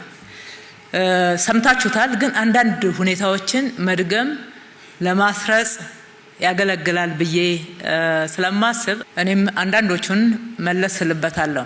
አንዱ የመደመር መንግስት ወንጌላውያንን የእምነት ተቋማትን የሚመለከተው ኢትዮጵያ ስትገነባ ኢትዮጵያ ዛሬ የያዘችውን ቅርስ ስትይዝ የያዘችውን ቅርስ ብቻ ሳይሆን በልማቷም በሰላሟም በሀገረ መንግስቷም ግንባታ ውስጥ የወንጌል አማኞችም ማገርም ዋልታም ሆነው አብረው ሰርተዋል የሚል ግልጽ አቋም አለው። መንግስት ግልጽ እይታ አለው። ይሄንን ያምናል። ሁለተኛው ትውልድን በመገንባት ትልቅ አስተዋጽኦ አድርገዋል። በማስተማር ቴክኖሎጂ ወደ ኢትዮጵያ እንዲገባ፣ ዘመናዊ ትምህርት ወደ ኢትዮጵያ እንዲገባ፣ ከኢትዮጵያም ደግሞ የኢትዮጵያ ልጆች ወጥተው በስኮላርሺፕ በተለያዩ እድሎች ውስጥ ተሳታፊ ሆነው እንዲማሩ ከዓለም እንዲተዋወቁ ዓለም ስልጣኔ ላይ መድረስ እንዲቻል አስተዋጽኦ አድርገዋል። ይሄንን እውቅና በሚገባ እንሰጣለን። የህዝብ ለህዝብ ግንኙነት እንዲዳበር ማድረግ ላይ የኢትዮጵያ ወንጌላውያን አማኞችም ትልቅ አስተዋጽኦ አድርገዋል። ህዝቦች በሰላም አብረው እንዲኖሩ፣ አንድነታቸው እንዲጠናከር ወንጌል ፍቅር ነው ብለው አስተምረዋል። ከእምነታቸው አባል የሆኑትን ብቻ ሳይሆን ሰውን ሁሉ መውደድ፣ ሰውን ሁሉ በፍቅር ማየት፣ ለሰው ልጅ መጸለይ፣ በሰው ልጆች መካከል ሰላማዊ ግንኙነት እንዲኖር ማድረግ ላይ የተደረገውን አስተዋጽኦ በሀገር ግንባታ አይን መንግስታችን እውቅና ይሰጠዋል። አስተዋጽኦም አድርጋቸዋል። አራተኛው ከታሪክና ቅርስ ጥበቃ አንጻር የተደረገው ነው። የኢትዮጵያ ወንጌል አማኞች ከኢትዮጵያ ታሪክና ቅርስ የተነጠሉ አይደሉም፣ አካል ናቸው። ፓርት ኤንድ ፓርሰል በመጠበቅም እነኚህ ታሪኮች ኢትዮጵያን ያስተዋወቋት ቅርሶች፣ ኢትዮጵያ የምትታወቅባቸው ትላልቅ ታሪኮች እንዲሰሩ እንዲጻፉ ማድረግ ውስጥ ድርሻቸውን ተወጥተዋል። በተለይም በዲፕሎማሲ ይህንን በማስተዋወቅ ቱሪስቶች ወደ ኢትዮጵያ እንዲመጡ እንዲያውቁ በማድረግ በሚሽነሪም በሌሎች ተልእኮቻቸውም ያደረጉት አስተዋጽኦ መንግስት እውቅና የሚሰጠውና በታሪክም የሚመዘገብ እንደሆኑ እዚህ ላይ ምንም አይነት ብዥታ እንዳይኖር ነው። በሀገር ግንባታ ሀገር ስትገነባ በተለይ በልማት የሃይማኖት ተቋማት የወንጌል አማኞችም በሚገባ ኢትዮጵያ ማልማት ውስጥ አስተዋጽኦ አድርጓል። የቅርብ ጊዜ አረንጓዴ ልማት እንኳን ታላቅ ምስክር ነው። ስራን በማበረታታት በኩል ስንፍናን በመዋጋት በኩል ያደረጉት አስተዋጽኦ መንግስት በሚገባ እውቅና የሚሰጠው አስተዋጽኦ አድርጓል ብሎ የሚያምንበት እንደሆነ ማየት ነው። ይሄንን አስተዋጽኦ የላችሁም እናንተ አካል አይደላችሁም የሚል ካለ የግለሰብ ችግር ነው። የቆየ ለዘመናት አንዳንድ የተዛቡ ነገሮች ባንዴ አይቀረፉም። መንግስት ግን እንደ መንግስት አቋሙም ይሄ ነው። አመራርም ሲሰጥ የመንግስት አገልጋዮችም በዚህ እሳቤ እንዲያገለግሏችሁ የሚያደርግ መሆኑን ነው የምናይበት። አግባብ ይሄ ከሆነ ስናገለግላችሁ የምንከተላቸው አሰራሮች፣ መርሆች በመጠኑ ላንሳቸው። ቅድም በዝርዝር ተነስቷል። እሱን ደጋግመ መነጋገር ያስፈልጋል። እነኚህ መርሆች አንዱና የመጀመሪያው እኛ መንግስት ነን፣ እናንተ ሃይማኖት ተቋማት ናችሁ። ይሄ ማለት ስለ ሴኩላሪዝም ማለት ነው። የተለያየነን ከተልእኮ አንጻር ማለት ነው። የምንሰራው ስራ አይደበላለቅም። ስራችን መንግስታዊ ሃይማኖት የለን፣ ሃይማኖታዊ መንግስትም የለን። በኢትዮጵያ ውስጥ መንግስት ሴኩላር ነው። ይሄ ማለት ከአብሮ መስራት ጋራ ይምታታል ላላችሁት፣ አዎ የግንዛቤ ችግር አለ፣ ብዥታዎች አሉ። እኛ መንግስት ቤት ውስጥ ሃይማኖታዊ ተግባራትን አናከናውንም። የመንግስት አገልግሎትን ነው የምንሰጠው። በገለልተኝነት ነው የምናገለግለው። ስርዓተ አምልኮ አይደረግም መንግስት መስሪያ ቤት ውስጥ። መንፈሳዊ ተግባራት የሚከናወኑት በመንፈሳዊ ቤቶች ውስጥ ነው። በመንፈሳዊ ቤቶች ወይም ደግሞ በሃይማኖት ተቋማት ወንጌላውያንን ጨምሮ እንደዚህ ስበክ፣ በዚህ መልክ አስተምር፣ በዚህ መልክ አምልክ፣ ዶክተሪኑ እንዲሁን አይልም መንግስት። ጣልቃ አይገባም እያልን ነው። ይሄንን የምትወስኑት ራሳችሁ ናችሁ ነው እያልን ያለነው። የሀገሪቱን ህግ እስካልጣሰ ድረስ፣ የሀገሪቱን ህገ መንግስትና አሰራር እስካልጣሰ ድረስ፣ የሀገሪቱን ህግ እስካከበረ፣ አሰራር እስካከበረ ድረስ መንፈሳዊ ተግባራት እንዴት መተግበር እንዳለባቸው በቤተ እምነቱ ውስጥ የአስተዳደር ስርዓቱም ጨምሮ የቤተ እምነቶቹ ሙሉ ስልጣን ነው። መንግስት ጣልቃ አይገባም ነው። ይሄንን በዚህ በኩል እናንተ ዘርዝራችሁ እዩት። ሌሎቹን ጉዳዮች ዋናው መርሁ ይሄ ነው እያልኩ ነው። በመንግስታዊ ተግባራት ውስጥም ቤተ እምነቶች መተው እንደዚህ አድርጉ፣ በዚህ መልክ አድርጉ፣ አታድርጉ ብለው ለመንግስት ህግም ሊያወጡ መንግስትንም በዛ ደረጃ ሊመሩ አይገባም። በሌላ በኩል በአሁኑ ዘመን ፈተና እናየው ካልን ደግሞ ፖለቲካ ተግባራትን ቤተ እምነት ውስጥ አንተገብርም ነው።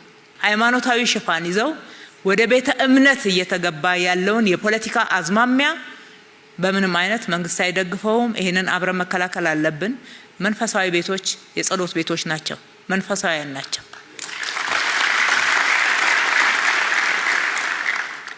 እኩል እናገለግላለን። እኩል ለማገልገል ጥብቅ የሆነ መርህ እንከተላለን።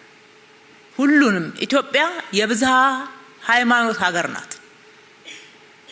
እነኚህን አሁን እንኳን እዚህ በወንጌላውያን እንኳን ስንት ስም ጠርተናል። በካውንስሉ ስር አንድ ናቸው አውቃለሁ። በህብረቱ ስር አባል ናቸው። ይሄ እንዳለ ሆኖ ነገር ግን አባል ወደ ሆነበት ቤተክርስቲያን ቤተ እምነት የሚያዳላ ወይም ደግሞ አባል ያልሆነለትን የሚገፋ የመንግስት አሰራር ካለ ሀገር ይፈርሳል፣ ተቋም አይጠነክርም። ይሄንን አንከተልም። እኩል እናገለግላለን። በእኩልነት አይን እንመለከታለን ስንል ተቋምንም እንደ ተቋምን የሚወክሉ ግለሰቦችንም እኩል እናገለግላለን። በተለይ ተቋምን ስናነሳ ሃይማኖታዊ ተቋምን የወንጌላውያን አማኞችን፣ የኢትዮጵያ ኦርቶዶክስ ተዋሕዶ ቤተክርስቲያንን፣ ካቶሊክን፣ ሙስሊምን ሁሉንም እኩል የምናገለግልበት የአሰራር ስርዓት ነው ያለን። ይሄ ማለት ሰዎች አያጠፉም እያልኩ አይደለም። ሰዎች አያዛቡም እያልኩ አይደለም። ሐዋርያው እንዳነሳ ሰው መስራት ያስፈልጋል እንዳይዛባ። ሰዎች በራሳቸው ኢንተረስት ምክንያት፣ በራሳቸው ፍላጎት ምክንያት፣ በራሳቸው ጸባይ ምክንያት ያጠፋሉ። ሲያጠፉ ግን የመንግስት ፍላጎት አድርጎ መረዳት አይገባም። መንግስት እንዲዛባ አይፈልግም። በእኩልነት ሁሉንም ማገልገል ይገባል። እዚህ ፊታቸው የተቀመጠን እንኳን አባልነታችን ወይም ደግሞ የምንከተለው የተለያየ ቤተ እምነት ነው ለማምለክ ምን ሄደው ግን ለምንቀርበው የምናዳላ ከሆነና የማንቀርበውን ደግሞ በትክክል ማናገለግል ከሆነ አጽያት አይሆንም እንዴ? አጽያት ነው በእግዚአብሔር።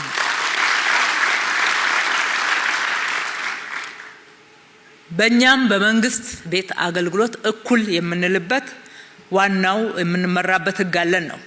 ኢትዮጵያዊ የሆኑ የእምነት ተቋማትን እኩል እናያለን። የወንጌላውያን የተዛባውን ነገር እየያዛችሁ አንዳንዶች ሲከፋችሁ የበደልተኝነት ስሜት ሲሰማችሁ ስለምናዩ መንግስት እንደዛ ያምንም። የወንጌላውያን አማኞች ወይም ደግሞ ቤተክርስቲያኖች መሰረት ወንጌል ነው፣ ክርስቶስ ነው ብለን እናምናለን።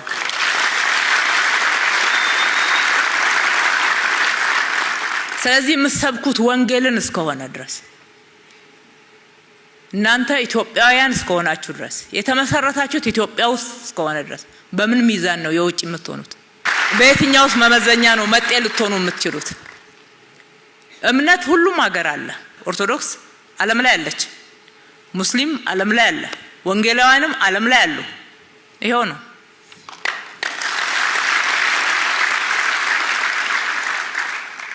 ሌላው ሁሉንም ስናገለግል እንደየእሴቶቻችሁ ነው። ይሄ አድሎ አይደለም። እንደየእሴቶቻችሁ እንደየአስተምሮ ማለት ነው። እሴቶችን አስተምሮን የሚመረቡበትን ዶክትሪን እናከብራለን አገልግሎታችንን ስንሰጥ። ለምሳሌ ስርዓተ አምልኮ ለማድረግ የመንግስት የጋራ መገልገያ ቦታዎችን ስትጠይቁ፣ የመንግስትን ጥበቃ ስትፈልጉ፣ ሌሎች የማምለኪያም ሆነ በዓላትን ለማድረግ የሚደረጉ ስርዓቶች በሚኖሩበት ሰዓት ኦርቶዶክስን ስናገለግል እንደ ኦርቶዶክሳዊ ስርዓት እናገለግላቸዋለን፣ አገልግሎት እንሰጣለን። ሙስሊምን ስናገለግል እንደየ እሴቶቻቸው የሚያምኑበት እሴት እንዲጠበቅላቸው እናደርጋለን ማለት ነው። ኢቫንጀሊካልን ወንጌላውያንን ስናገለግል የወንጌላውያን እሴት ተጠብቆ በዓሉ እንዲደረግ ስርዓቱ እንዲፈጸም ጥበቃ እናደርጋለን። ከኛ የሚፈልገውን ድጋፍ እናደርጋለን። ይሄ ማለት ማዳላትም አይደለም፣ እምነት ውስጥ መግባትም አይደለም። ቅድም ከምትሉት ጋራ የትኛው ነው መስመሩ ከሚለው ጋራ የሚደበላለቅ ሳይሆን ግልጽ የሆነ አሰራር ያለው እንደሆነ እናንተ መብታችሁን ስትጠይቁ ይሄ ኮንፊደንስ እንዲሰማችሁ ነው። ሌላው በጋራ እንድንታገለው ይገባል። አዝማሚያው ቀድሞ ተነክቶበት በጋራ ካልታገልነው በስተቀር በቤተ እምነት ውስጥ እየገባ እየመጣ ያለው ምናያቸው ዝንባሌዎችና አዝማሚያዎች በጋራ ልንከላከላቸው የሚገባ ነው ብለን የለየናቸው አንዱ ሃይማኖታዊ አክራሪነት፣ ሃይማኖታዊ ሽፋን ያለው ጽንፈኝነት፣ ሃይማኖታዊ አክቲቪዝምነት። ይሄ በሃይማኖት ሽፋን የፖለቲካ ተግባር ሊሆን ይችላል፣ ግጭትን ለማባባስ ወይም ደግሞ ለመፍጠር ሊሆን ይችላል፣ ጥልን ክርክርን ለመፍጠር ሊሆን ይችላል፣ ክፍፍልን ለመፍጠር ሊሆን ይችላል። ለአንዱ ሃይማኖት የተለየ ቀናኢ በመምሰል ሌላው ሃይማኖት ላይ የሚደረጉ አላስፈላጊ የሆኑ አክቲቪዝም ወይም ደግሞ ሃይማኖታዊ ሽፋን ያደረጉ ተግባራትና ዝንባሌዎች በጋራ እንታገላቸው። የተመሰረትንበት ዋናው ዓላማ መንፈሳዊው ስራ አድርጉ የሚለንን ካደረግን ምንም የሚያጣላ ነገር የለም። የሚበቃንን ሰጥቶናል እሱ። በአክቲቪዝም መንገድ መሄድ ተቋምን ያዳክማል፣ ጉልበተኞችን ይፈጥራል። ግለሰቦች ጉልበተኞች የሆኑና የተቋም አሰራር እየተጣሰ ተቋም እየተዳከመ ግለሰቦች እየፈረጠሙ ይሄዳሉ። አንዳንድ ችግሮች ሲያጋጥም ድምጽ የሆኑ የሚመስሉ ለአንድ እምነት ወይም ደግሞ ተቋም የወገኑ የሚመስሉ ብቅ ብቅ ሲሉ ሲታገሉ ወይም ደግሞ ሲጽፉ ሲያጫጩ ስታዩ ግድ የለም። በሱ መንገድ የሚከበር መብት የለም። ተው አካሄዳችን ይሄ አይደለም፣ የተመሰረትንበት ዓላማ ይሄ አይደለም፣ የኛ እምነት ይሄ አይደለም ለማለት ደፋሮች መሆን ያስፈልጋል። ማስቆምም ይገባል። ተቋም አሰራሩ ችግር እንኳን ቢኖርበት ተቋማዊ አሰራር መጠበቅ መልካም ነው። አንዳንድ ጸጾች ቢኖሩም እንኳን ተቋምን እያዩ እሱን እያረሙ ተቋምን ማጠናከር ነው ተገቢ የሚሆነው።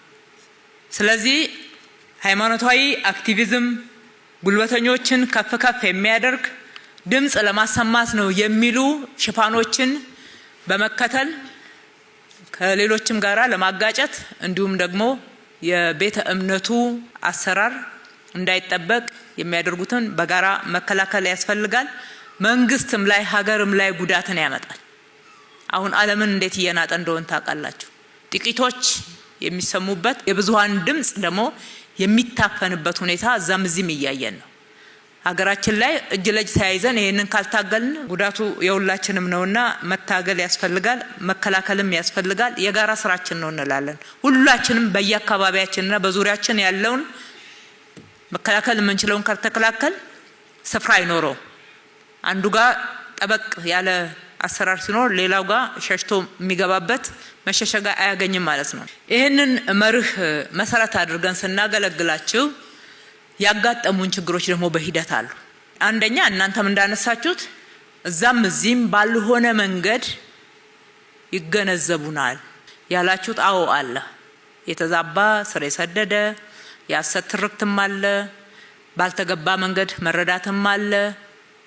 ግን ደግሞ እየተሻሻለ የመጣው ማየት መልካም ነው። በተሳሳተ መንገድ ሲሰማ የቆየ በአንድ ጊዜ ንቅል አይልም፣ ሂደት ይጠይቃል። ሁለተኛ የመበታተን በእርግጥ አሁን ካውንስሉ ከተቋቋመ በኋላ ሰብሰብ የማለት ሁኔታው ጥሩ ነው። መበታተን፣ መከፋፈል በዚህ መንገድ የሚታዩትን ጉዳዮች ብታዩት ነው የሚሻለው። አሁንም ብታዩት ጥሩ ነው። ጠንካራ ተቋም ነው የምንፈልገው እኛ። ጠንካራ የወንጌላውያን እምነት ተቋማት ነው የምንፈልገው። የተበታተኑ አይደሉም። አንድነት ኃይል ነው ይሉ የለ ሲተርቱ። መበታተን ምን ይጠቅማል? ለወንጌል ከሆነ የሚበታትን አይመስለኝም፣ እሱ የሚያሰባስብ እንጂ።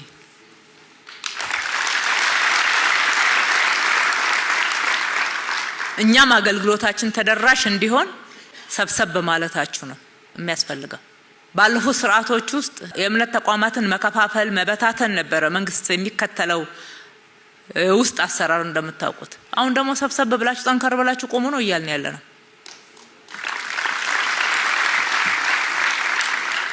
ሌላኛው ፉክክር ነው።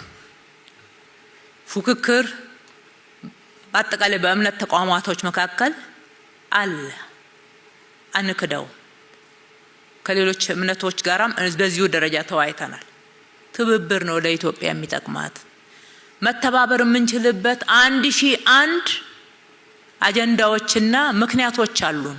የሚያለያዩን ጥቂት ናቸው። አስተምሮ ላይ ሊሆን ይችላል የሚያለያይ በጣም ጥቂት አለ። የሚያለያየውን ማክበር፣ የልዩነት ቦታውን በክብር መተው፣ ማናምንበትን ፓርት በክብር ለሚያምኑበት እንተዋለን። ነገር ግን ትብብር ደግሞ ያስፈልጋል። የአንድ ሀገር ዜጎች ነን፣ ኢትዮጵያውያን ነን። ኢትዮጵያን ለማበልጸግ ኢትዮጵያን ለመገንባት ትላንትና ዋጋ ከፍለናል በጋራ። ዛሬም ኢትዮጵያ የሁላችንንም የተደመረ አቅምና ኃይል ትፈልጋለች። በልማት በጋራ መስራት ይቻላል። ልክ በበዓላት ጊዜ አንዳንድ ጊዜ እንደሚደረገው በጽዳት በተለያዩ በአረንጓዴ ልማት በጋራ ትብብር ሲደረግ እናያለን። እሰየው ጥሩ። ግን አሁንም 1001 ርዕሶች አሉ ልንተባበርባቸው የምንችል ሰላምንም ጨምሮ ማለት ነው። ትውልድ ቀረጻ ላይ አሁን ትውልድ በስነ ምግባር የታነጸ እንዲሆን፣ ሰነፍ እንዳይሆን፣ ሌት ተቀን የሚሰራ ጠንካራ የሰለጠነ እውቀት ያለው ትውልድ እንዲሆን አብሮ መስራት ለምን አይቻልም? ጥሩ እውቀት ኢትዮጵያ ካቶሊክ ጋር ካለ ቁጭ ብላችሁ ወጣቶቻችሁን አሰባስባችሁ እንድታሰለጥን ማድረግ ይጎዳል፣ ይጠቅማል። ኦርቶዶክስ ጋር ካለ ለስራ የሚያበረታታ አዳዲስ እውቀቶችና ቴክኖሎጂዎችን ማስተዋወቅ የሚችል ካለ እሰየው። ሙሉ ወንጌል ጋር ካለ ቀጥሉበት። መካነ ኢየሱስ ጋር ካለ እያላችሁ እንደዛ በጋራ የምንሰራባቸው እቺን አንድ ምሳሌ ነው የጠቀስኩት እኔ። ብዙ እውቀቶች የተለያዩ ቦታዎች ላይ አሉ። ሰብሰብ አድርገን ብንጠቀማቸው ሀገርን እንገነባለን። ዓለም ላይ ያሳፈረንን ድህነት ያሸማቀቀንን ለመቅረፍ እጅ ለእጅ መያያዝ ያስፈልጋል። ይሄ የትኛው አስተምሮ ነው የሚከለክለን? የትኛው ወንጌል ነው ይሄንን የሚከለክለን? እዚያው ትጋት ለጸሎትም ለመልጃም ያስፈልጋል እንዴ? ዲቮሽን ያስፈልጋል፣ ለስራ ያስፈልጋል። ጳውሎስ ምንድን ነው ያለው? ሊሰራ የማይወድ አይብላም። ትውልዱን ይሄንን በድፍረት በይፋ ማስተማር ያስፈልጋል። አገር እንዴት ትበለጽጋለች ታዲያ እኛ ካልሰራን? ለኛ ነው የሰጠው ፈጣሪ አምላክ ኢትዮጵያን የሰጠው ለኛ ነው። የኛ ሀገር ናት።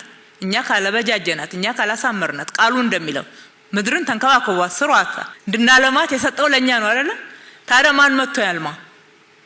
እኛ ለስራ እጆችን ካላበረታን፣ ካላነጽን፣ ካላነሳሳን፣ ስንፍናን ካልገጸጽን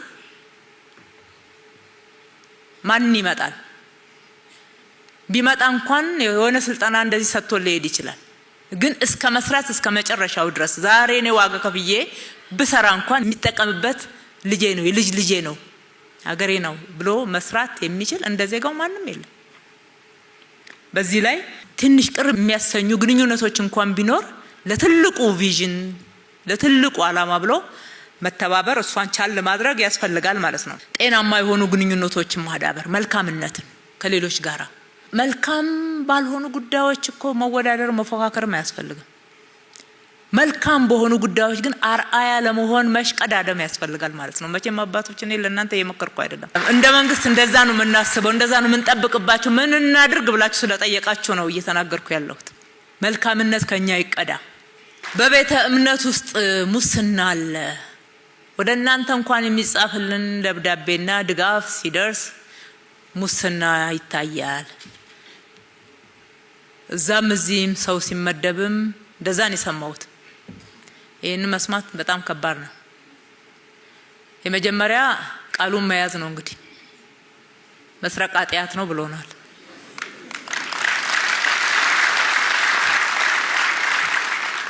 እናንተ ጋር ሙስናን 100% ካላስወገዳችሁ ለኛ እንዴት ትመክሩናላችሁ? ከየት እናምጣቸው? እነኚህ የሚሰርቁትን እናንተንም ጭምር ጉቦ የሚጠይቁትን በሚገባ እናውቃለን። ገንዘብ ፈልገውባችሁ እንደሚያስቸግሯቸው እናውቃለን። የደረስንባቸው የቀጣናቸውን ቁጥራቸው ቀላል አይደለም። ግን ማን ያስተምርልን? ማን ያንጽልን? የት ይታነጹ?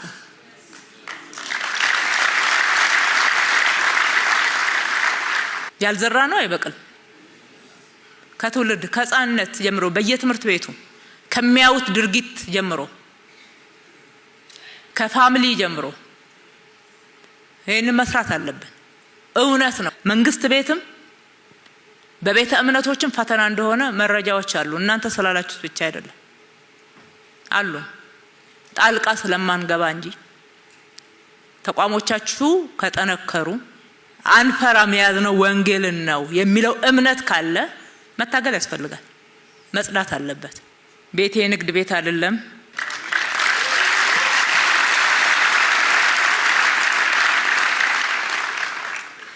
ስራን 24/7 እናንተ ስትሰሩ በምሳሌነት እያየናችሁ ነው። ግን የማህበረሰቡ እኮ አልሆነም፣ ገና ባህል አልሆነም። እንዴት ነው ወደ ታች ማውረድ ያቃታችሁ የሚል ጥያቄ ተነስቷል። አዎ ገና ባህል ያልሆኑ በርካታ ባህል እንዲሆኑ የምንፈልጋቸው ስራዎችና አሰራሮች አሉ። ከትጋት ጀምሮ፣ ትጋት ብቻ አይደለም፣ ጽዳትም ባህል መሆን ያለባቸው፣ መከባበርም፣ ታላቆችን ማክበርም፣ ኢንስቲትዩሽን ተቋማትን ማክበርም፣ አሰራርን ማክበርም፣ ህግን ማክበርም ባህል መሆን ያለባቸው አሉ። እኛ አመራሮቻችንን ዘንድሮ አመቱ መጀመሪያ ጀምረን አንድ ርዕስ ላይ ከክረምት ጀምሮ ክቡር ጠቅላይ ሚኒስትራችን ጽፈው ስናሰለጥን የቆየ ነው። ከቃል እስከ ባህል የሚል ቃሉን እናገራለን። ይሄ መሆን አለበት፣ ይሄ መሆን አለበት እንላለን። ግን ደግሞ ያን የተናገርነውን ተግባራዊ አድርገን የእለት እለት ህይወታችን አካል ገና አልሆነም ብለን ነው ከአመራሮቻችን ጋራ እየተነጋገርን እያሰለጠን ያለ ነው። ባህል መሆን አለበት። ከስንፍና መላቀቅ፣ ስራ መስራት የሁሌ ስለታዘዘ ስለሚያስቀጣ ወይም ደግሞ ስለሚያስጠይቅ ሳይሆን ያስፈልገኛል ብሎ ማመንን። ለኔ ነው ጥቅሙ። አካባቢ ሲጸዳ እኔ ነኝ ከበሽታ የምላቀቀው፣ መልካም ጠረን የማገኘው። ዛፎች ሲተከሉ የአየር ንብረት መዛባት የሚወገደው፣ ወረርሽኝ የምናስወግደው በዚህ ጭምር ነው። በጸሎት ብቻ አይደለም፣ መስራትንም ጭምር ስለሚያዝ ማለት ነው። ሁለቱንም በሚዛኑ ነው የምንይዘው ማለት ነው። ስለዚህ እናንተ ማስተምሩ፣ እኛ ማስተማር አለብን። እኛ እየሰራንም ስሩ እያልንም የመንግስት ህግ አለ፣ የግዴታ የማስከበር ግዴታ አለብን። እሱንም እያስፈጸምን እየቀጣንም ስርዓት ለማስያዝ እንጥራለን። እናንተ ደግሞ በጣም ሰፊ ምእመን አላችሁ። በጣም ጊዜ ስጡ ለይን ለማስተማር ለማሰልጠን። በርካታ ግንኙነቶች አላችሁ ከውጪም እርስ በርስም። ቅድም ያልኩትም ህዝቡን አሰልጥኑ። ይሄ ፖለቲካ አይደለም።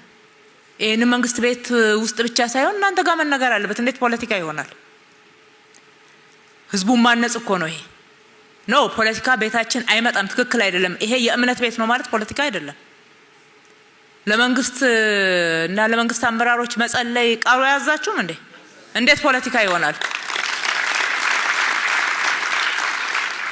ቃሉ ነው የሚያዘን የሚል ደፋር በየቤተ ክርስቲያኑ ውስጥ ቃሉ ነው የሚያዘን አይደለም። ቃሉ በመፈንቅለ መንግስት አድርጎ አይልም፣ በጠመንጃ አፈሙዝ አርጉ አይልም። መግደል ኃጢአት ነው ይላል። አታድርጉት።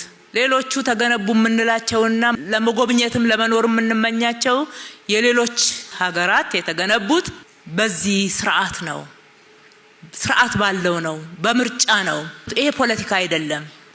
ስርዓትን መጠበቅ፣ ህግን ማክበር፣ ህግን ማድረግ ግዴታ ነው። ቤተ እምነቶች ላይ አስተምሩት የሚገባ ነው። የቱ ጋ ነው እስከ የትኛው ወንጌል ወይም ደግሞ አስተምሮ እንደሚከለክል መነጋገር እንችላለን። የምናስተምርበት አግባብ ነው የሚለያየው እንጂ ስርዓትን አክብሩ፣ ህግን አክብሩ፣ በስነ ምግባር ታነጹ፣ ለስርዓት ትጉ፣ አልሙ፣ ተከባበሩ፣ አክብሩ ማለት ግጭትን አስወግዱ። ጥል፣ ክርክር፣ ግጭት ኃጢአት ነው፣ ቃሉ ይከለክላል ብሎ ከቃሉ መዞ ከቃሉ ተንትኖ ማስተማር የእያንዳንዱ ቤተክርስቲያን ኃላፊነት ነው። እኛም ደግሞ ኃላፊነታችን እንወጣለን። እናንተ ስታግዙን ደግሞ ይፈጥንልናል። አሁን ያያችሁ ጅማሮች ወደ ባህል ይቀየርልናል። ከዚሁ ጋር አያይዤ አሁን ቤተክርስቲያን እንዲታነጹ ወይም ደግሞ የአምልኮ ቦታዎች እንዲሰሩ የሰጠናቸው ቦታዎች አሉ። እነኛ ቦታዎች አንደኛ በወሰዳችሁት ቦታ ላይ ከተማውን የሚመጥኑ ስራዎች ይሰሩ። እንግዲህ ዋና ከተማችን አዲስ አበባ ስታንዳርድ አውጥታለች። የግንባታ ስታንዳርድ፣ የጽዳት፣ የአረንጓዴ ውበት፣ የቦታ አጠቃቀም እሱን ማክበር ያስፈልጋል ማለት ነው። አትስሩ ቆርቆሮ በቆርቆሮ። ለምን? ጥሩ ግንባታ ገንቡ። ከተማውን የሚመጥን ስለመስጠት ማስተማር ነው። ስለዚህ ቤተክርስቲያኑን ከወደደ እምነቱን የሚከተል ከሆነ አዋጥቶ በደንብ ጥሩ ነገር ከተማውን የሚመጥን ነገር እንዲገነባ ማድረግ ያስፈልጋል። ለምን የመሪዎች ጫና ብቻ ይሆናል? ያስፈልጋል። የሚገነቡ አሉ። እነ ኢትዮጵያ ካቶሊካዊት ቤተክርስቲያንን፣ መካነ ኢየሱስን፣ ኦርቶዶክስን፣ መስጂድም አሁን እየተገነባ ያለውን ታያላችሁ አይደል? ከከተማው ስታንዳርድ ጋር እየመጣ ነው ያለው። ወንጌላውያን መካከልም በጣም ጥሩ ግንባታዎች እየገነባችሁ ያላችሁ አሉ። የቀሩ አሉ። የወቀሳችሁን አንዳንዶቹን ስሰማቸው እንደተባለው ከሆነ በጣም ትክክል አይደለም፣ እናርማለን። በተባለው ልክ ከሆነ እንደተባለው ግን በዛ ደረጃ መረጃ የለንም። ነገር ግን ከነበረበት አንጻር ነው ማየት ያለባችሁ። በአንድ ጊዜ የሚሟላ ነገር የለም። እኛም ስንሰጥ ካሳ እንከፍላለን። ባለቤት የሌለው መሬት የለም። ተኪ ቦታ መፈለግ አለብን። ሰዎችን ቤት ሰርተን የቀበሌ ከሆነ በፍትሃዊነት ማስተናገድ አለብን። ግማሾቹ የእናንተ ምን ናቸው? ስለዚህ ድሆችን አንበድልም። ይሄ ለዚህ ተወስኗል ብለን አንገፋም። እዛም እዚህም እንዳላችሁት ደግሞ በደላላ በተለያየ መንገድ የተደራጁ ጭምር ለመንፈሳዊ ጉዳይ ብቻ ሳይሆን ለጥቅም ተሳስረው ያስቸግሯቸዋል። እናንተም ብቻ አይደለም እኛንም ያስቸግሩናል። በጣም ነው የምንታገላቸው። እስከዛሬ ድረስ በመንግስት ክርክር ላይ በዚህ መንገድ አሸንፈው ውጤታማ የሆኑበት የለም። ግን ደግሞ ጊዜም ጉልበትም ገንዘብም ሲያባክኑብን እናያለን። እንግዲህ የነበርንበት ፖለቲካል ኢኮኖሚ ችግር ስለሆነ ባንዴ መንጭቀን አንወጣም። እንደዚህ አይነት የወሰነውን ውሳኔ ግን ለማስከበር ጥረታችን ተጠናክሮ ነው የሚቀጥለው። ክፍለ ከተማ አመራሮች ዛሬ ከናንተ ጋር እዚህ ቁጭ ብለው የሚያዳምጡበት ዋናው ምክንያት እያንዳንዷ የተነሳችውን ችግር መነሻ አድርገው አሰራርን መፈተሽ እንዲችሉና እንዲያስተካክሉ ነው። ስለዚህ በዚህ ምክንያት የተበዳይነት ስሜት አይሰማችሁ። ግድ የለም፣ የተደረገው ይበልጣል። አላለቀም፣ ገና ነው፣ የተሟላ አይደለም የሚለው እንቀበለዋለን። አንዳንድ ቦታ ላይ ደግሞ በመረጃ ፍሰት ችግርም በጣም ተንገላታችሁ ይሆናል። 8 ዓመት 10 ዓመት ያላችሁት እንደዛ አይነት መኖሩን በመረጃ ፈትሸን አይተን ቅድሚያ ሰጥተን ማን ነው የበለጠ የተጎዳው፣ ማን ነው አመላለስ ላይ በፍትሃዊ መንገድ ያልተስተናገደው የሚለውን ሰሞኑኑ ፈትሸን በአሁኑ በሰሞኑ ውሳኔ ውስጥ ካልተካተተ አይተን ምላሽ እንሰጣለን። በአንድ ጊዜ ሁሉ መመለስ ስለማንችል እዛም እዚህም ደግሞ በአሰራር ምክንያት የሚያዛቡም ስላሉብን እንጂ ማንንም የመበደል ፍላጎት ኖሮን እንዳልሆነ አውቃችሁ የተበዳይነት መንፈስ አይሰማችሁ ለማለት ነው።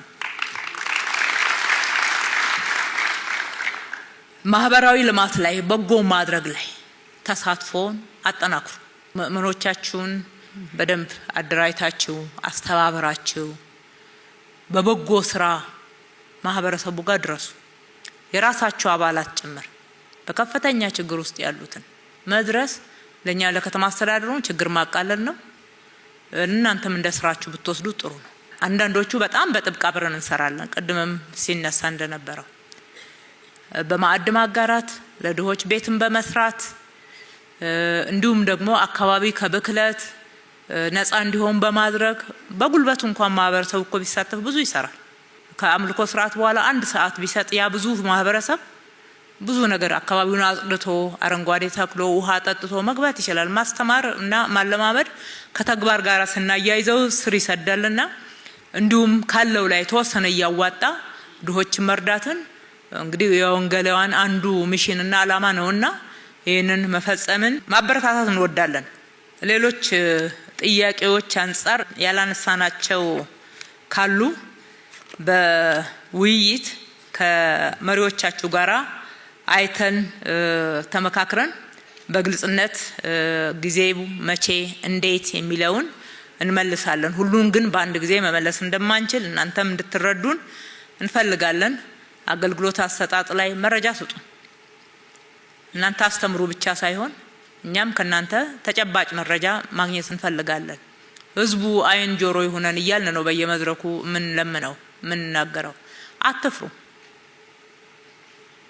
የሚፈራ ፈጣሪ ብቻ ነው። አትፍሩ። ሰው ተጽዕኖ አይደርስባችሁም እያልኩ አይደለም። እንዲስል ማን ይጋፈጠው ነው። እንጋፈጠው። ብዙ የሚጋፈጥ እየበዛ ሲሄድ እኮ ያይዳከማል።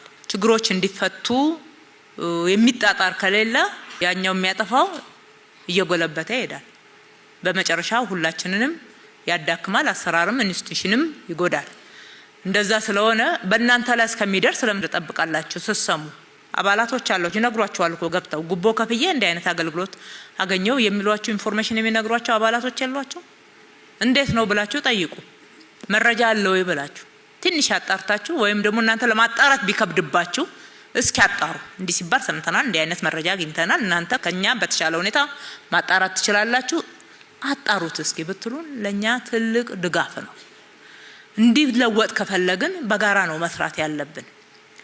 እንግዲህ በጥቅሉ ያደረግናቸው ውይይቶች በዚህ መቋጨቱ ተገቢ ነው ብዬ አስባለሁኝ።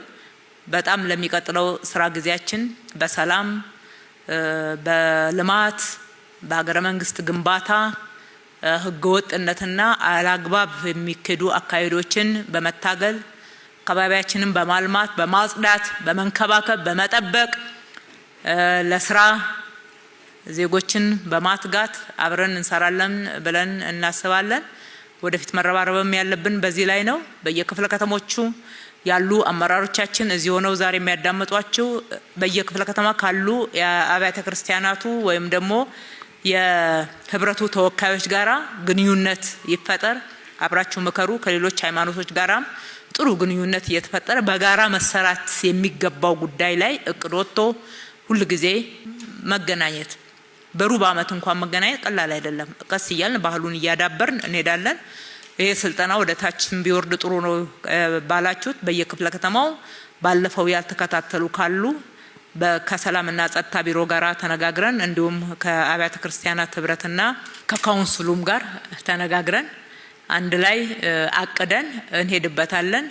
እናንተም ከዛ ተነስታችሁ የራሳችሁን ዝርዝር ደግሞ ወደ ውስጣችሁ በጣም ጠጋ ያለው ከውስጡ የምትወስዱት ለእናንተ የሚጠቅመውን ወስዳችሁ ሂዱበት እንላለን። ስላዳመጣችሁን ፈጣሪ ያክብርልን። በጣም እናመሰግናለን።